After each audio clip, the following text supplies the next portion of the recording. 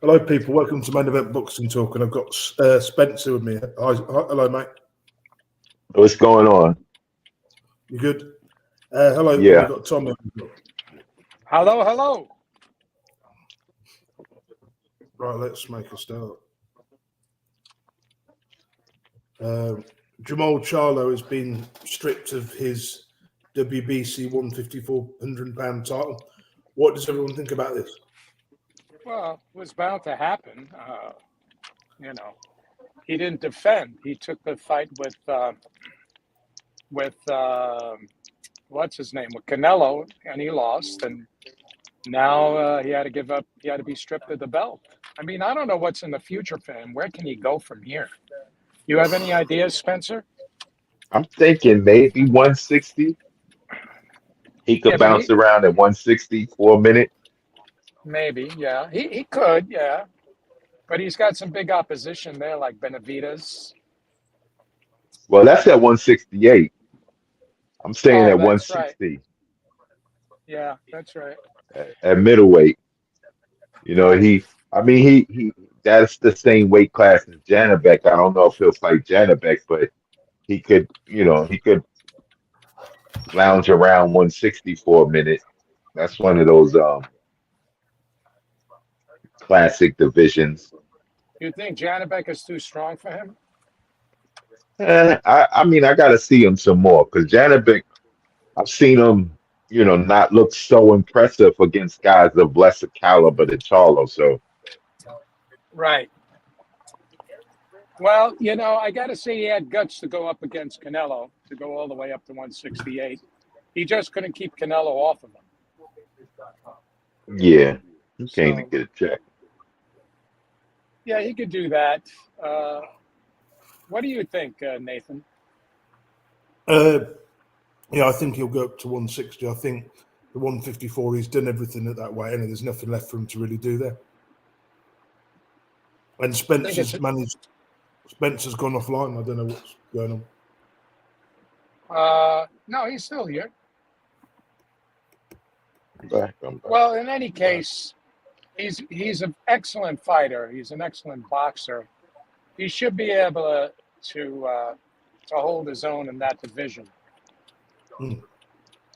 Because he's growing too. I mean, he stays in great shape, but he's gotten bigger, but he stays in shape to be able to do 154. But after a while, it takes a toll. Okay. Yeah. In other news, the Fury Usyk fight has been postponed because Fury suffered an eye injury again. It's the same eye that he cut against Otto Wallen. Yeah, that's unfortunate. It's very unfortunate. Yeah. Did you see the cut? How bad it was? Yeah. It was wide open. He got caught with an elbow. I've got it here. Who was he sparring? Who was he sparring? He was sparring a southpaw, and he got caught with an elbow. There goes that one. You gotta wait. What you think? 3 more months? 4 months. If they do that surgery where they close it twice, that he had with Wallen, that would be best because it has less likelihood to open. Where they go in and they sew underneath first, and then they sew on the outside. Okay. And that takes about 4 to 6 months to heal. But his options right now, I mean, for Usyk is the big guy. What's his name? Zane? No. Hrgovic was the option. Hrgovic. That would be an interesting. He's faster than Hrgovic. Hrgovic is just bigger and stronger. He would outbox Hrgovic, but we'll have to see. Yeah. I mean, he could win that fight. Yeah, and it would be a good one because Parker, and if they keep the card, Parker and Zhang is going to fight on the undercard. Usyk Parker and Zhang. I don't know. Like they would have to Yeah, I don't know if they would keep the card only because Usyk versus Fury was a big one. For them to keep the card, Usyk versus Hergovich, is that as big? You know, they're still keeping it. Possible. No, It wouldn't be. but it's I don't know if it'd be pay mandatory. per view. So, as is the mandatory, the fight kind of has to happen, or there's no IBF belt. Do you know what I mean? I don't think he has a lot of choice. No, he's got to defend, right? Yeah. To keep the belt. Yeah. Yeah, well, he was in line to fight Fury with that belt, but once the rematch came, they was gonna give up the IBF anyway, and maybe the WBO. I think he would rather give up the IBF, wouldn't he? To be honest, at this point, I probably don't think he cares about it anymore. Well, the fight wouldn't be for Undisputed versus Fury, so if he did do that, it's got more power. It's got more power for Undisputed. There's more money for that. I just history and all of that. I think Hergovich should just take step aside money and fight for an interim fight, the title fight. I mean, that'd be ideal, but truth be told, get it out the way. If Usyk could possibly beat Hergovich, get it out the way, so that when Usyk fights Fury, they could do both their fights without a IBF getting in the way of being stripped, because he would have already did his mandatory. Yeah, possible. Yes, possible. Whatever happens, that belt's going to get stripped anyway. Even if he waits, the belt will just get stripped. If he fought Hergovich on the 17th instead, then it won't get stripped because he'll be defending it. He's mandatory. Yeah. Right. And then when Fury heals, they could do the rematch and the rematch would be for Undisputed as well. See what you mean. Also, next we've got is the Conor Benn Peter Dobson fight. I've actually changed my mind a little bit. I've watched Peter Dobson. I watched a couple of his highlights, and he's actually pretty good. He's better than advertised. He's got a lot of power. He got a chance? Yeah, he's got a chance. Okay. Oh, that's good. He's one of these guys that, if you haven't heard of him, doesn't mean he's no good. It just, you know what I mean. Those fighters that just because. No, I mean for sure. You got to look at them fight and see what they could do. See if they could give him anything. Because if he got any type of talent or skills, he'll win. He's gonna bring his A game, even if Conor Benn don't. He does have good body punches, and good power, and he seems to have reasonable skills. Well, then it's going to come down to who's in the best condition. Conor Benn looks in good condition right now. He should win, but should. But we know, can always see upsets. Well, I'm glad he's over here now because he's going to get better fighting. He's going to get better matches, and he's going to put him in the spotlight more. Yes, for sure. Fighting in Britain, it's just like being in a fishbowl. You're not really going to get, a bigger fan base. That's right. He could get some experience and be under the radar over here. Yeah. Which is what normally happens. They have to match him right. Yeah, they get some decent, probably past their better days. Gatekeeper level dudes got a little bit of a name, so he could start building up his name. Is he fighting Robbie Guerrero? Now? Yeah. Oh no, yeah. If he fights at 154, then he can't fight Guerrero. No, he's at 154. Guerrero brings nothing to the table other than being an old name. Who was good about 10 years ago. He could fight Pacquiao. Nah. Oh no. He would lose to Pacquiao, even if he fought Pacquiao now. He'd still lose to him. Yeah, that's what I'm saying. You fight some people that got a little bit of a name, but it's best they Adrian Broner might beat him though. Possibly, probably would, but it's still a good. I think that would be a good name. Gets him out there. Yeah, that would be a good name if he could beat him. Yeah, if is a big word too. But I don't think Broner's got a lot left. To be honest, Well, I don't know. Probably not. I mean, he's really not in shape right now. Yeah, and I don't know if Broner will fight at 154 anyway. Probably not. Yeah. He was his last fight. He was training down there for 140. It was a catch weight, I think, 140. Yeah, he must be walking around at 150 or 145, or even 155. Broner, to be honest. I think Broner. Liver's days, he might have been at 170, 180. Yeah.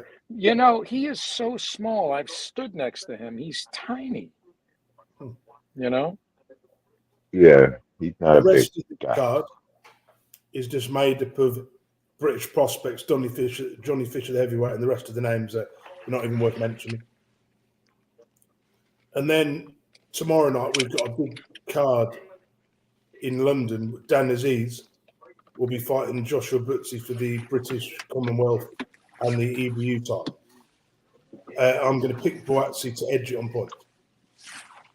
I pick Buatsi as well. I think he's a better pedigree, although the other guy is strong. Aziz he's very strong. Aziz is 34, so he's pretty late at this level. Yeah, but still,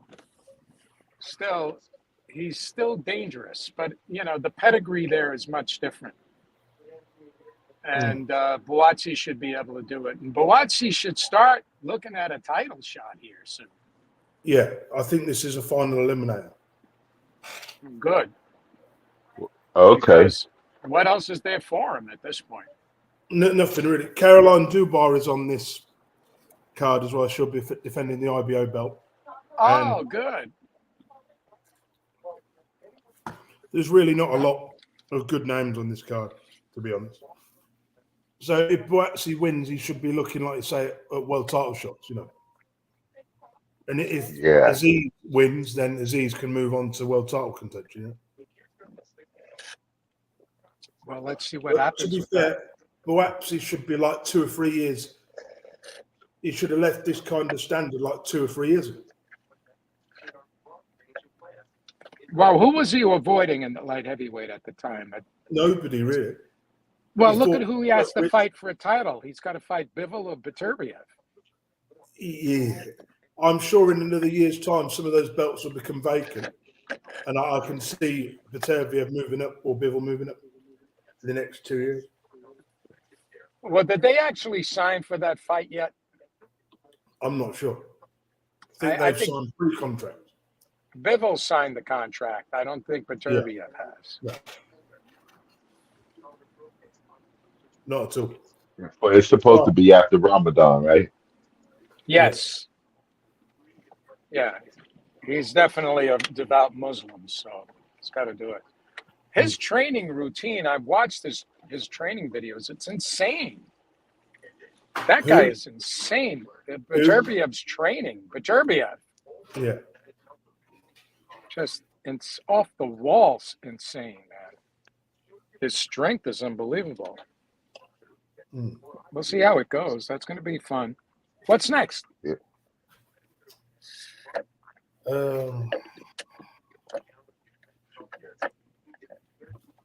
Kazuki Anagaki has passed away at 23 following injuries from his December. Yeah. That was a hell of a fight, boy. That was a brutal fight. Did you see the fight? Nah, I didn't see the fight. It was brutal. I guess I got to go back and look at it now. Yeah, he went all out, do or die, and he died. It was really just a lot of punishment. Both sides took punishment, but I guess he took too much, Who knows? It's a shame when that happens. Yeah, rest in peace.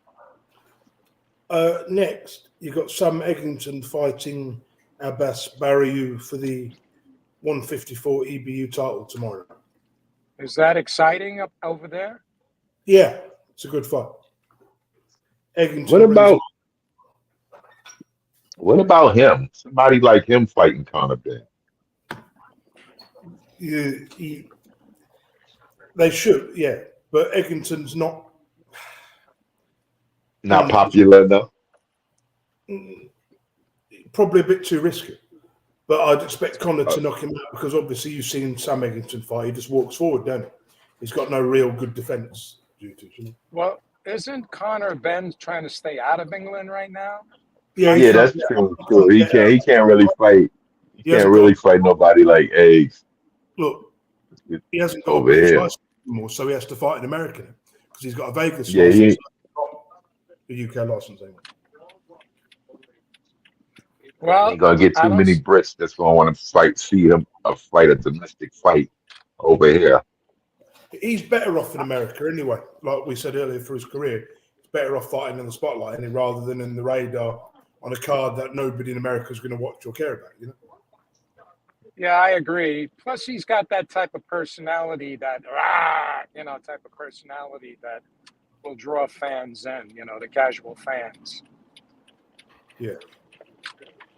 Okay. In other news, Daniel Dubois has been ordered by the EBU to fight Merhy, who was a former WBA regular cruiserweight champion. Right. You think he takes the fight? Yeah, I don't think the fight will happen. Why would Dubois bother fighting the European title against a little-known cruiserweight? You know, don't make any sense. Yeah, he's already a champion already. He's already won a world title. He fought for this title when he lost to Joyce. I mean, this title does nothing for your career. Well, it could keep him busy, you know, which is a good idea. Yeah, but it's against the cruiserweight. He could get a better name because he just beat Jarrell Miller. He could get a bigger name. Somebody that he could beat, but a bigger name. Right. But, you know, it's important. Do you remember when champions would not fight? They would fight fights, but the title wasn't on the line. Yeah. Yeah, non-title defenses. Yeah. Yeah. Yeah. We don't see a lot of those right now, but we used to see a lot of them. And that's fine. What happens if the champion lost in the non-title fight? It didn't matter. He didn't lose his title. Well, that's because it was a non-title fight. If you lose a non-title fight, you should the governing body should strip you.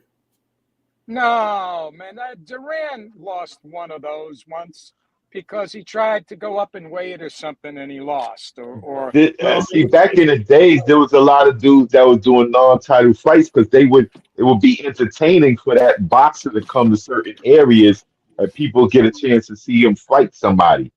If that, you know, they might get a Rocky, like, you know, have a Rocky story come on or whatever the case is. And, you know, although I think the story that Rocky came from was a title fight. I think Ali was defending the title at that fight. But they had a lot of fights where, you know, they wanted to see the champion, the guy come into town or whatever the case is.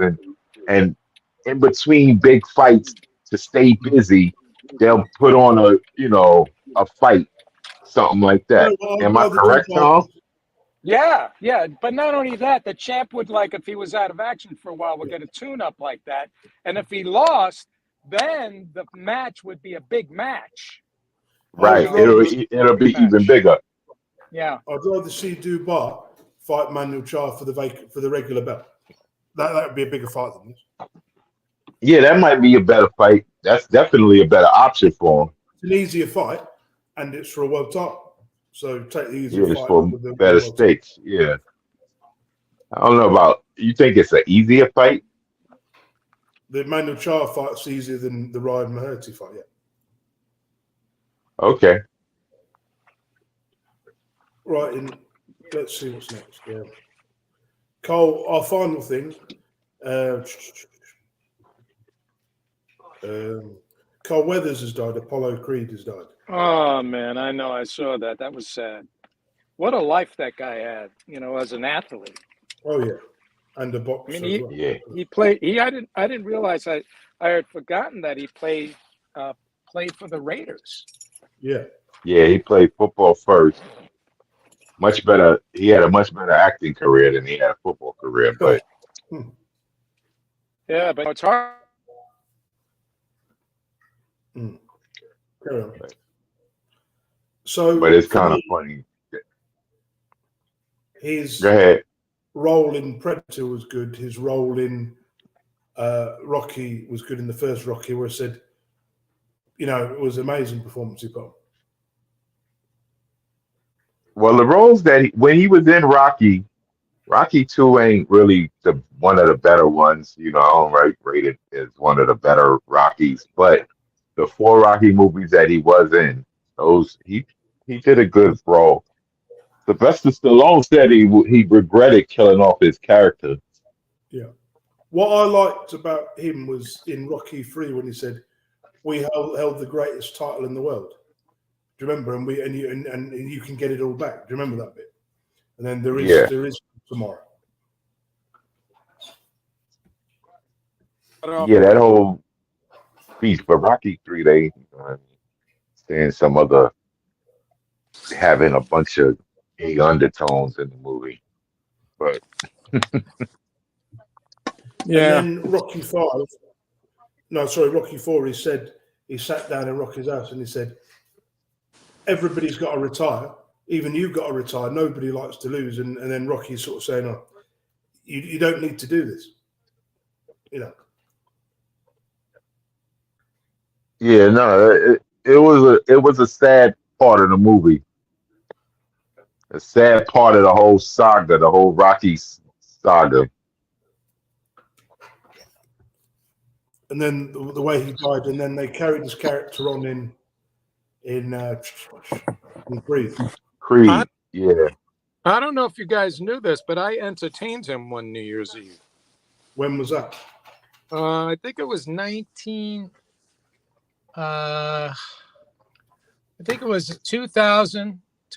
or 2001, something like that. Mm. And Carl Weathers? Guy, but he wasn't a. Okay. If you look at him in Predator, like Arnold Schwarzenegger is much bigger than him. You're joking. Well, No, isn't he taller? He was shorter than I. I think it was around 5'10". Really? But what I'm saying is he was the real deal. He was a proper tough guy, wasn't he? Not like Sylvester Stallone. He was a lot tougher than him in real life. He didn't seem like he was tough. He seemed like a nice guy. But, you wouldn't want to mess with him. I mean, he was in great shape. Yeah. But he was dancing. He was boogieing. But obviously growing up in the 80s, which I was, watching Predator, watching the movies he was in, he had a lot of character. So you knew he was like a Muhammad Ali clone in Rocky. But it just a good variation. Well, that story was, inspired by the Chuck Wepner fight. Yep. That's right. Did you ever see the Chuck Wepner fight? Yeah.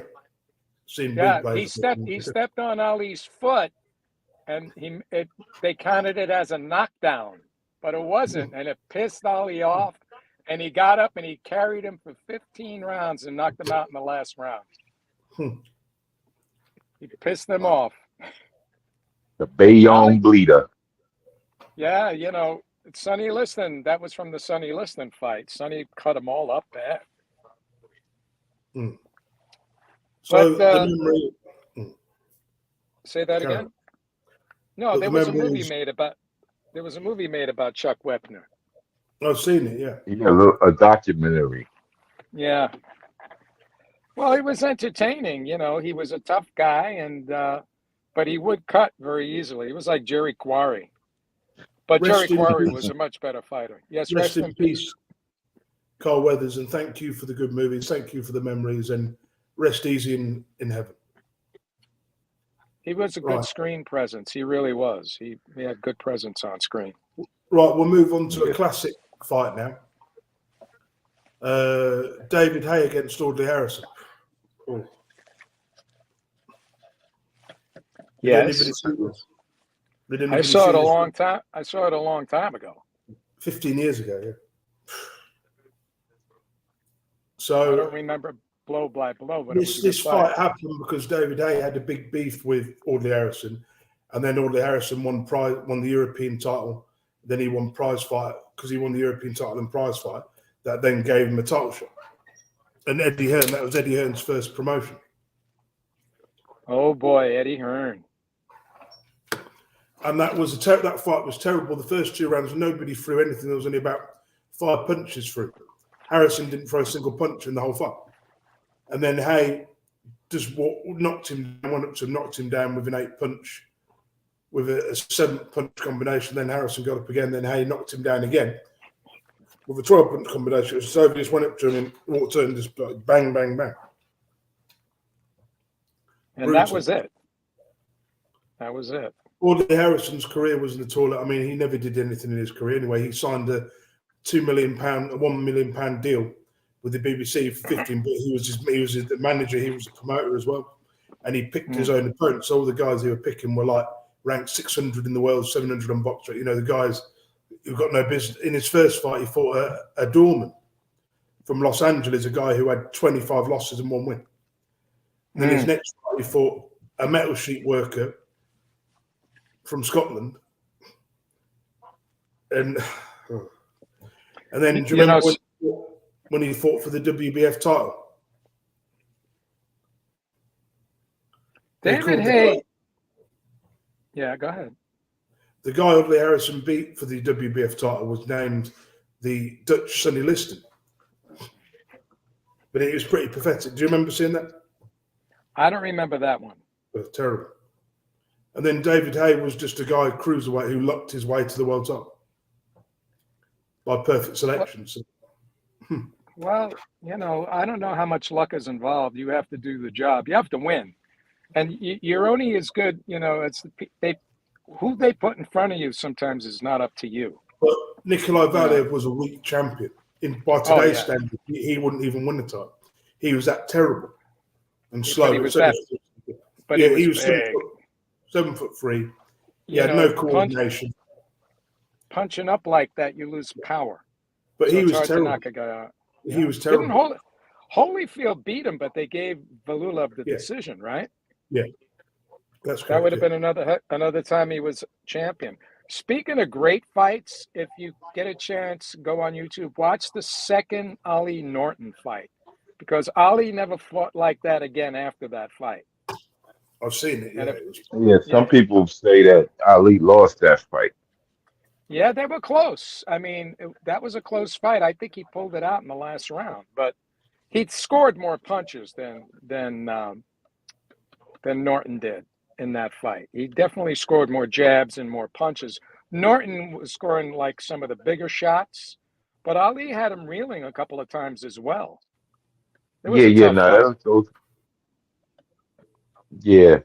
Fights against Ali is what kind of made Norton vain. Yeah, I mean, Foreman went in there and just pulverized him. So did Jerry Cooney. Foreman just put him to sleep. Boom. Oh my God. I know. That was terrible. Everybody thought Ali was going to get killed in that fight in Zaire. You know? I wonder how it would have turned out if Foreman did not get cut, you know, and took that time off.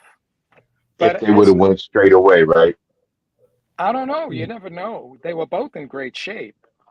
Or if Ali would have gave Foreman a rematch. I mean, they wanted to get a rematch with him, but he lost to Jimmy Young. Yeah, but the way it was told. I don't know if I'm accurate or not, but the way it was told, it was like Foreman said Ali had him jumping through hoops in order for him to do the thing. He wanted him to have his trainer or whatever for the rematch, or his guy, whatever, some nonsense that Foreman got kind of set up with chasing Ali, and that was part of the reason why he had lost to Jimmy Young, because he was kind of frustrated at that point. He kind of lost interest in it. He was a little mental at that time because he fought those 5 guys and it was a circus. Then Ron Lyle, remember that fight with Ron Lyle? Yeah. And so he was like unstable at that point in his life. Yeah, because he wasn't expected to lose. That loss to Ali shocked him, and in the fashion that he had lost, probably would put a person on start to spiral out of control. Yeah, he was younger Mentally. too. He was young still, and he was Yeah, younger than Ali, and his personal life was kind of messed up at the time. His marriage was bad, and he was fooling around and yeah, partying, and so he just seemed just totally his whole life spiraled out of control. And then, yeah, who knows what happened behind the scenes with Don King, trying to manipulate Foreman, and because he had lost the title, Ali had it, so he could play with Foreman. yeah. That's why he's probably doing them 5 guys in one night stuff. Well, he wanted to prove that he had the stamina to do that, and he could last 15 rounds, which he never did up to that point. He Yeah, never did. He never lasted 15 rounds. He fought a great fight against Holyfield later on. The second George Foreman was a much more controlled fighter. Did you guys hear even more. Eddie Hearn's bringing back Prize Fighter? Oh no! Well, yeah, I did see something about A that. revamped version of it. Well, that's good. They used to have a series here that with Sugar Ray Leonard, where they went with fight. What was that called? I forgot. Contender. The Contender. Yeah, that was a good show too. That was the same thing, right? No, not really, because that was on. This is Prize Fighters, where you get 8 fighters. They have a draw to see who fights each other in eight quarterfinals, and then that's what they draw them. And some of them are big names. Some of the guys you might like. They did it with the heavyweights in the UK. You had James Toney on the card. You had Michael Sprott on it. A couple of Peter Sosa and Winsky, who have a few big names on it. But this time it's just domestic level British fighters. But the international ones are better when they've got like some of the older American prospects on it, or makes it more interesting. The Contender had they was trying to do like a little story, character building behind each boxer, so you could know their backstory, and so that when they go into the fight, you'd be more interested in who is fighting. The problem I had with the Contender was is it Stevie Forbes? He'd already been a world champion, yet he was on that show, and I thought that just ruins it if you've got a former world champion on. To me, that just makes no sense. But it didn't make any sense to me about, Peter Manfredo wasn't a known fighter then, so that he got known because of that. Sergio Mora. Yeah, right. Sergio became a champion too, didn't he? Light heavyweight. Yeah. But if you've already been a world champion and you go on a show like that, to me, that's just, it's not about. I thought it was junior welter. I mean, junior middleweight. Yeah. But these sort of shows should be about people who are prospects, people who are coming, not people who have won world titles and done all that. It just, for me, it ruins the show a bit. Well, they contenders, so if it's prospects, they won't be contenders. It just goes to show, like in the United States, how having a show like that on TV is not politically correct anymore. It's like boxing and boxing at one time was the biggest sport in the United States. Yeah, boxing and baseball. Those are the two sports those are the two things that introduced me to sports. Was those two sports right there, boxing and baseball. Those are my favorite two sports. But even before that, like the Jack Dempsey when he won the title, that was huge. They showed that in movie theaters. I could imagine. Like, listen, guys could fight anybody basically, and it's like maybe him or the Garden or whatever the case is. They didn't necessarily have to be the undisputed heavyweight title fight or whatever for it, but it was a big deal back in the days. They had. You see old. I mean, I wasn't living back then, but you see old documentaries how big the Joe Louis fight in against Mac. What was his name? Max Schmeling. Schmeling. Schmeling. Yeah. Yeah, Max Schmeling. So, you know how big that fight was because all of the, you know, the Nazi Germany at the time, what was going on with them, and that was like a quasi war in essence, you Yep. know. And then Joe Louis being a black man in itself, having to have the fights that he had in his own country.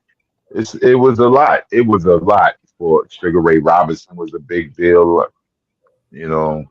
Well, while I was growing up as a kid, we had the Gillette Friday night fights. We'd see world championship fights Yeah, on. I remember Wild World of Sports used to show fights all the time. I mean, Yeah. I see Tyson on those things on regular TV on Channel 7 on Saturday afternoons.